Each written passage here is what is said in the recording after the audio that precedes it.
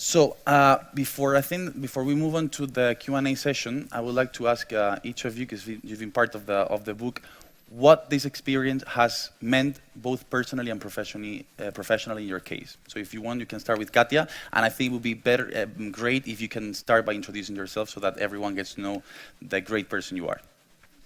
Okay, well, thank you so much. I'm so glad I actually made it here. I wasn't too sure that was going to happen.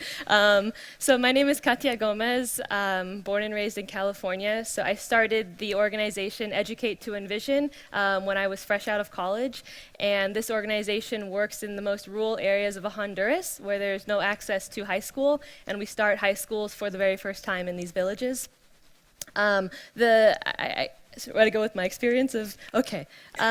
So my experience contributing to this book, to Pangea, has really been, it's helped me to understand how I came and why I even decided to start the organization, because it helped me to realize that the people that have inspired me the most have been those students in those communities who have never seen the inside of a high school classroom before, the students who are every day hoping for an open door. And I was so fortunate myself to have that open door as a college student, volunteering abroad, traveling, and to visit areas where people, young people my age, could only dream of going past sixth grade, but who had that desire and into their late 20s, into their 30s, waiting for a chance to be the first in their communities to go to high school.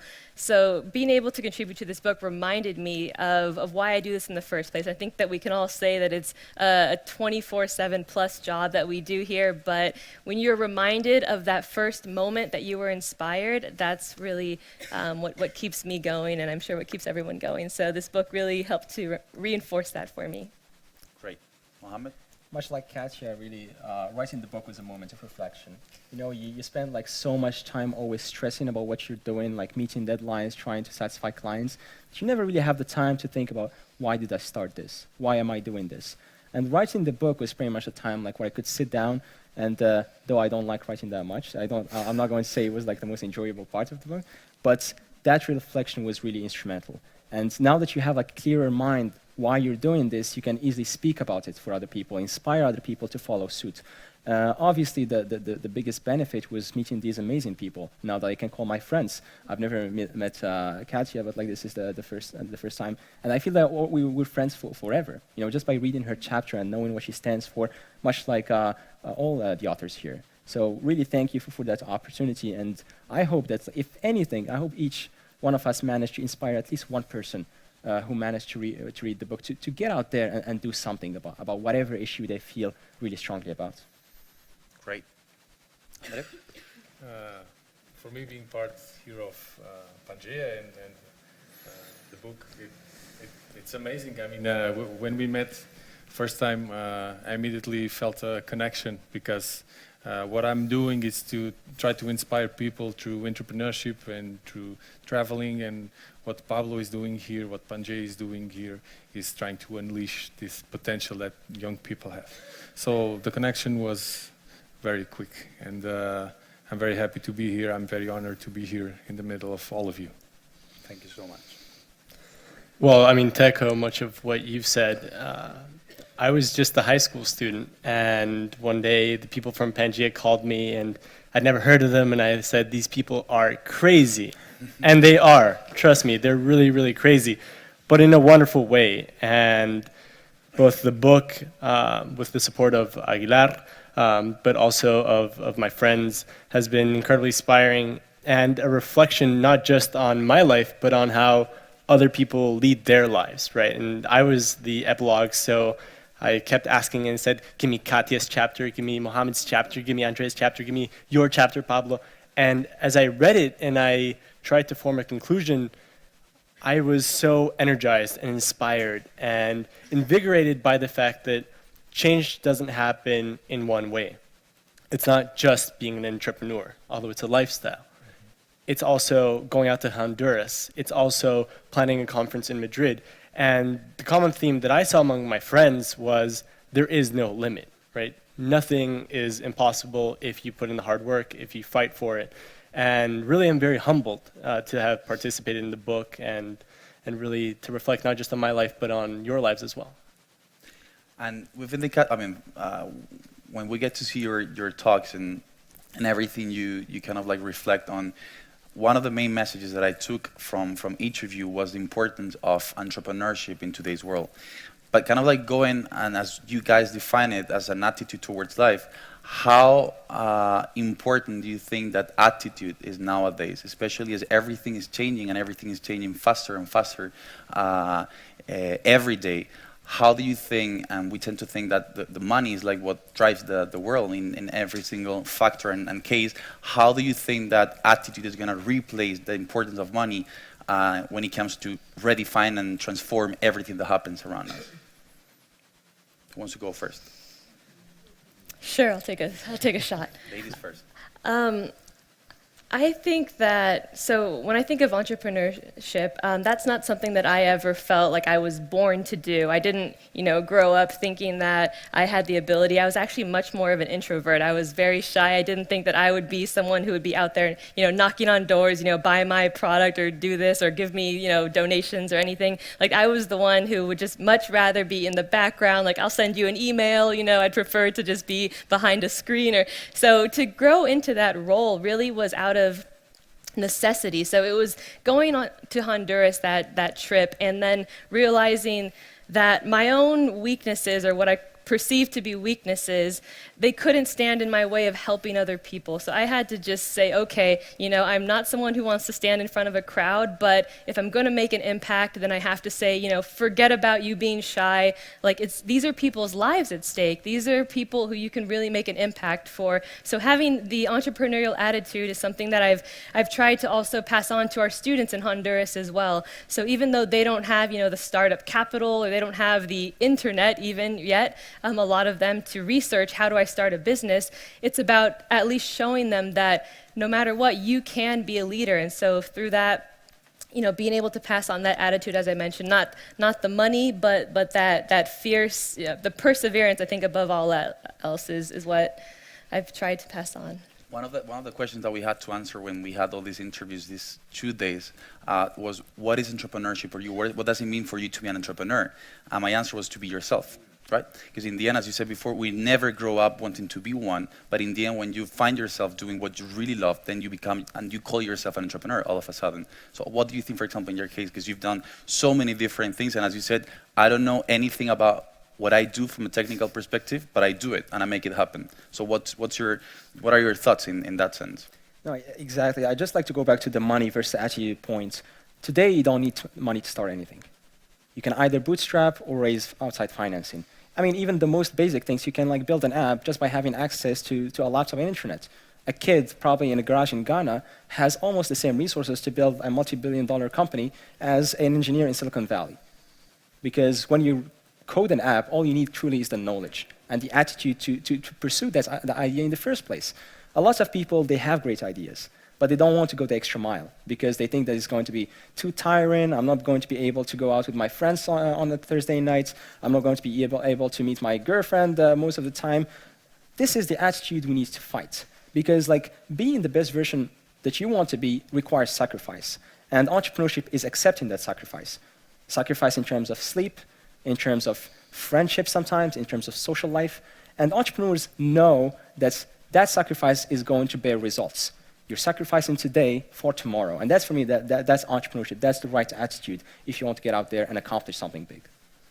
What do you think about that? You've been traveling to so many different places where, as you said before, you need to put life into perspective. Mm-hmm. What are your thoughts when it comes to find what entrepreneurship can actually do to create a better world for everyone? In these days, like I said on my talk, everything is very uncertain, and we, the young generation, we are facing problems that our parents did not face. So everything is new. We need to find solutions. There's almost no role models, no examples for us to follow. And that's difficult. And I believe because entrepreneurship for me, as I said, is an attitude. It's for you to fight for your goal, fight for what you want. It's not starting business. It could be start a business, but it's not starting a business. And nowadays, with this uncertainty, you need to be to become an entrepreneur, to make things happen. Even if you want to travel around the world, if you want to start a company, if you want to get a job, there's one job offer, there's 100 guys applying. You need to be different. You need to fight. You need to not just send an email. You need to probably knock on the door and, hey, I'm better than the other ones. I'm here. I came all the way from Portugal here with this, I don't know, this paper, and I made it to Madrid because I want to get this job. So you need to be entrepreneur in that sense. Everyone needs to do it. Everyone needs to go for it. I'm seeing a lot of young people, and as Mohammed said, if you want to do it, you can do it. But if you don't want to do it, it will not happen. Absolutely.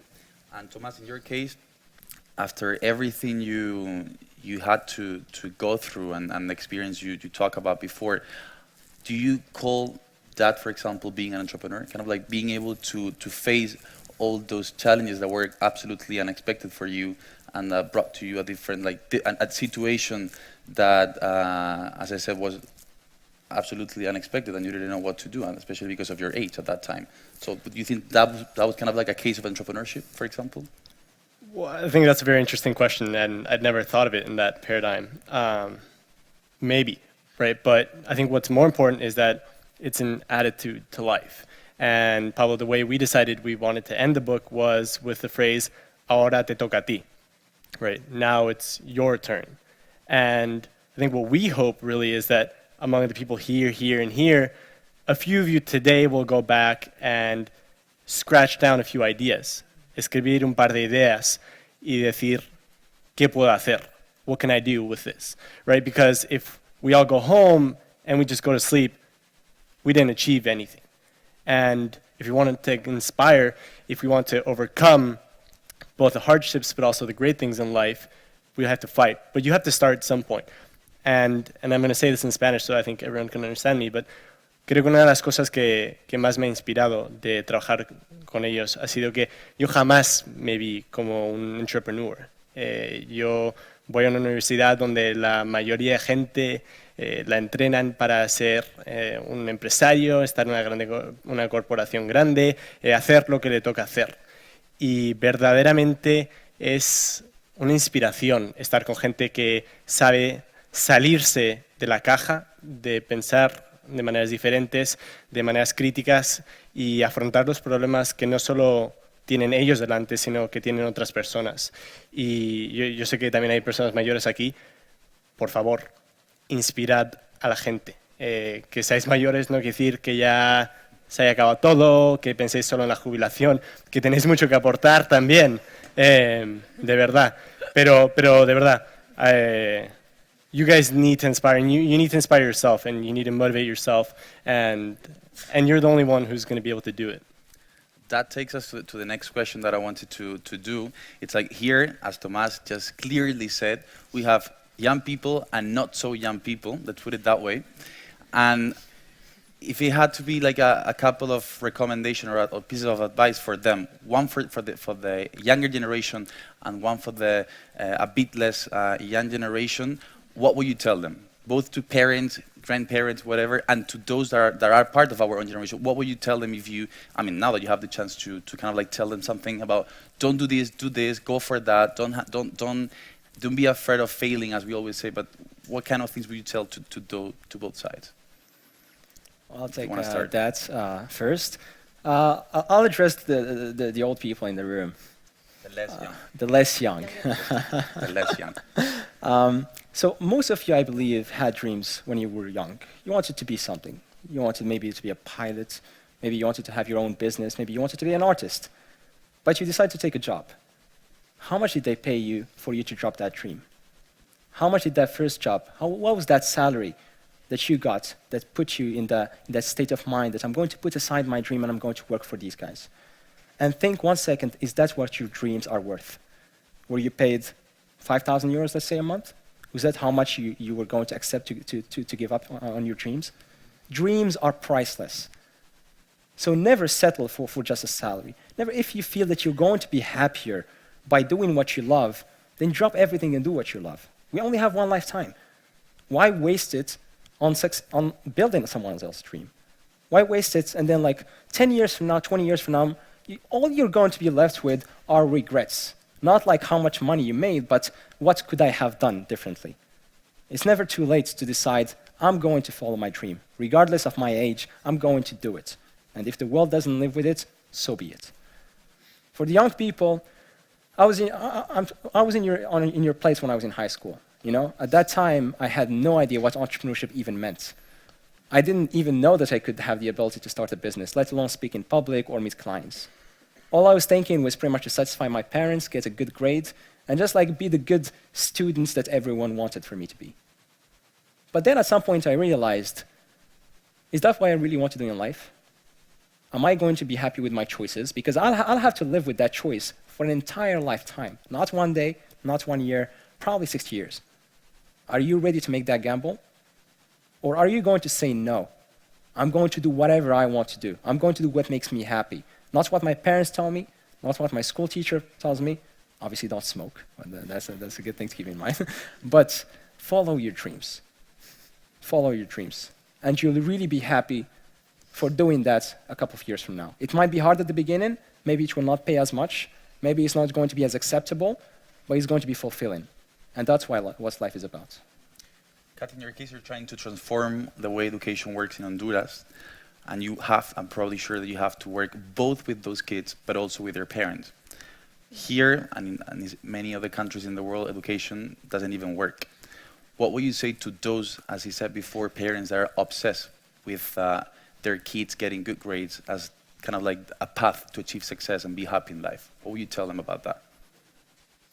Well, I think first just going back to the original question too, just for a second.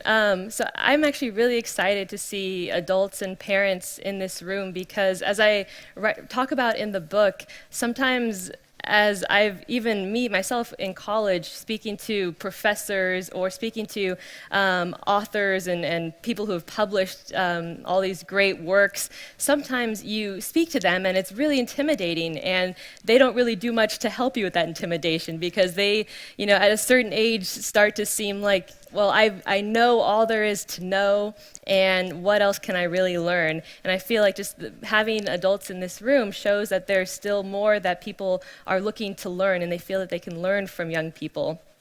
And I think that that is a culture that I would like to see, you know, more widespread throughout the adult in the world because, I mean, whether or not you have a kid approach you who went to an Ivy League school, Stanford, Harvard, or whether you have a kid who approached you who never graduated high school and they want your advice on something, you know, how do you interact with that person? Do you prefer to speak to the person who only went to the Ivy League school, or do you open yourself up to young people in general who are looking to you as an older person, a mentor, for advice? So I think keeping that, you know, not having that judgment on who comes to approach you as a young person, being able to have the knowledge and not hoard the knowledge, but to possess it and to share it with younger people. So moving really, okay, so fast forwarding back to Pablo, your actual question. In Honduras, it's a little bit of a different situation. So we aren't encountering too much of parents who are focused on grades, grades, grades. It's more so parents who are saying education is useless at all, right? So that's sort of a whole different conversation that we have to have with parents, is showing them the investment of education, but also the way that their students, their kids develop into these leaders who are creating change throughout the entire community. So when they see their daughter, for example, who they feel should already be married at 13 years old, should already have a family, who needs to just be at home cleaning instead, when they see their daughter is out there and she's teaching other adults how to read and write, you know, that entrepreneurial spirit, then they start to have that shift as well, and they participate in the process too. So it's a little bit of a different world, but it all has to come, the parents and the students learn together ultimately. Tomás, comentabas antes, dirigiéndote al público menos joven de la sala, cómo precisamente no tenían que pensar en la jubilación todavía. Y una de las cosas que creo que son más importantes, sobre todo cuando hablamos de padres y madres que están viviendo o que están viendo cómo sus hijos al mismo tiempo viven esta etapa tan diferente, con tantos cambios y con tantas oportunidades, ¿qué les dirías tú, siendo como tú decías antes, no me he considerado nunca un emprendedor hasta que he participado en esto, ¿qué les dirías tú a esos padres, madres, abuelos, abuelas, que ven cómo sus hijos e hijas crecen en un entorno radicalmente diferente al suyo, con más oportunidades que nunca, para que realmente no se queden en el camino y que luchen por ellas? Bueno, creo que algo que en España falta es aceptar que no pasa nada si nos equivocamos. Si intentamos algo y no sale bien, aquí en España hay un tabú de que eso es, ya, para, no vuelvas a intentarlo, mejor vete a clase, saca buenas notas y ve a la universidad. Os animo a hacer eso también, pero creo que es súper importante, tanto para los que tienen más experiencia como para los que tienen menos experiencia, una actitud de aceptar que equivocarse está bien, que animéis a que los hijos aprendan a través de la experiencia. Yo sé que mis padres siempre me han educado así, ya te equivocarás y si sale bien, mejor, y si no, aprenderás.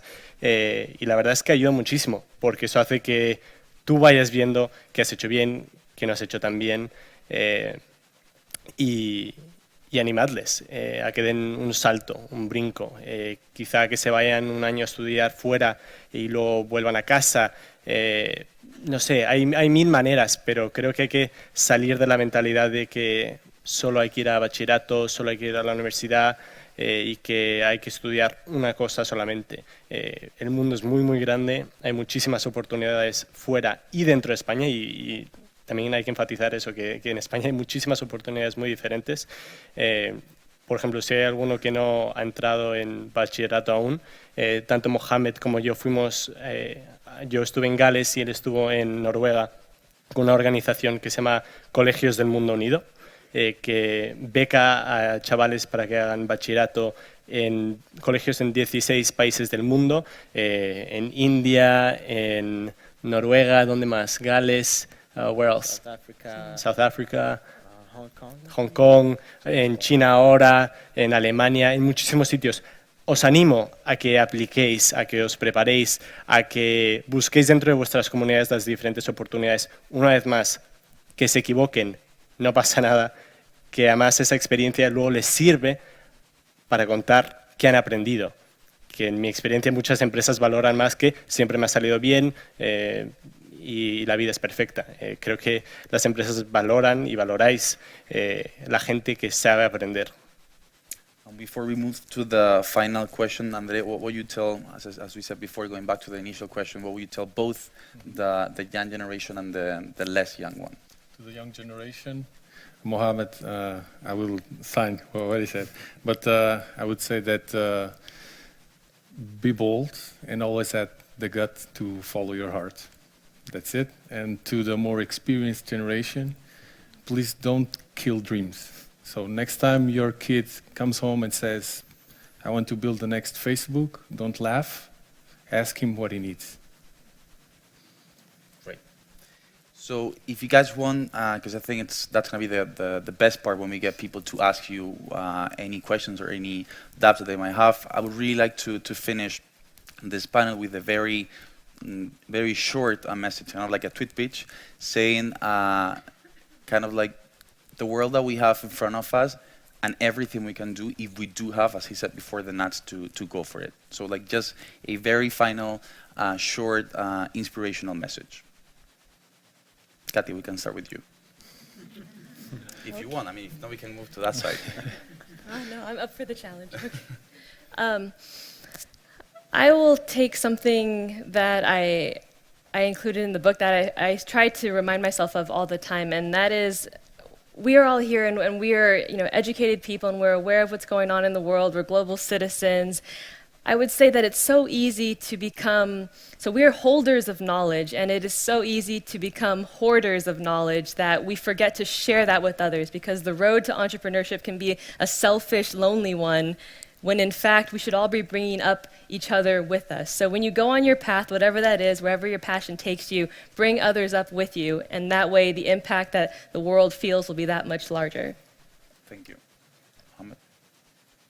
The world is full of problems, issues, conflicts, debts, disasters. If you just watch the media, you think that the end of the world is tomorrow. You have no kind of reason to be optimistic. The young generation today are the hope we need. Give us a reason to think that tomorrow can be better. Give us a reason to believe again. Thank you. So I'm going to repeat a quote that I've said during my presentation, because all over the world and in all the people that I've met, I realized that there's one thing in common in all those 143 people I've met. They all look, whatever the problem is, they look for solutions. And nowadays, there's a lot of problems. Once again, the way we face the problems, the attitude we have towards the problem, it's what makes the difference. Okay, so that's my final message. Intentadlo, equivocaros, intentadlo otra vez y equivocaros mejor. Y así un día llegaréis a ser como Mohamed, como André, como Pablo, como Katia, porque eso es lo que hacen ellos. Muchas gracias. Bueno, un aplauso si queréis para todos ellos, antes de nada.